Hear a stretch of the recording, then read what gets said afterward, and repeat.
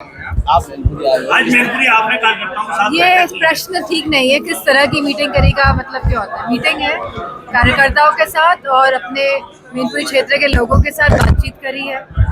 जी बताइए। आज बीजेपी अपनी प्रत्याशी पहली लिस्ट जारी करने जा रही है, क्या कहेंगे? उसमें मैनपुरी का भी नाम है।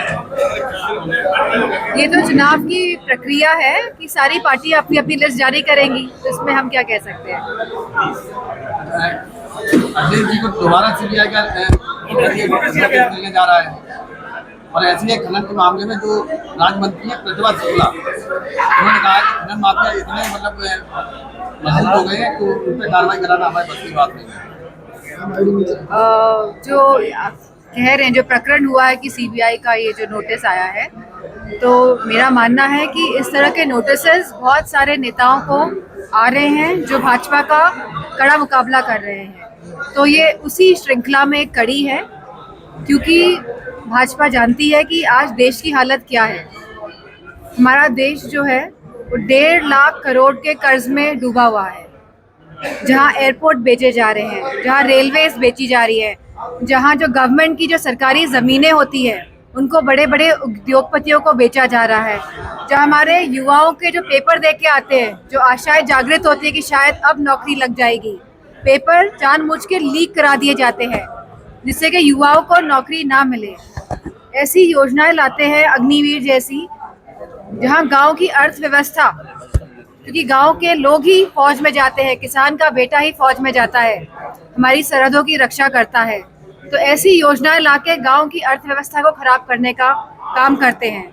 जहां महंगाई का सवाल है, जहां पेट्रोल का सवाल है, जहां बिजली का सवाल है, और जहां कहते हैं कि $1 ट्रिलियन इकोनॉमी, जहां कहते हैं डिफेंस कॉरिडोर की बात होती है, जहां ग्लोबल समिट की बात होती है, जहां बड़े बड़े इंडस्ट्रियलिस्ट आते हैं और कहते हैं 60 लाख करोड़ का निवेश हुआ है उत्तर प्रदेश में।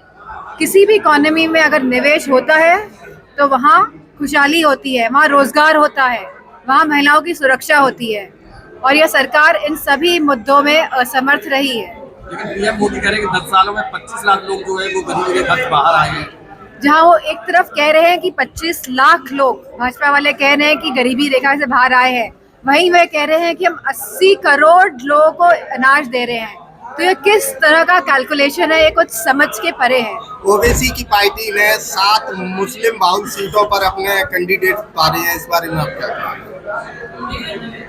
मेरा मानना है कि अगर जिन्होंने कैंडिडेट उतारे हैं, जो आप बात कह रहे हैं, अगर वो राउंड द क्लॉक का मतलब रोज लोगों से संपर्क बनाए, लोगों की बातें सुने, उनकी समस्याओं का समाधान करे, तो अच्छा होगा।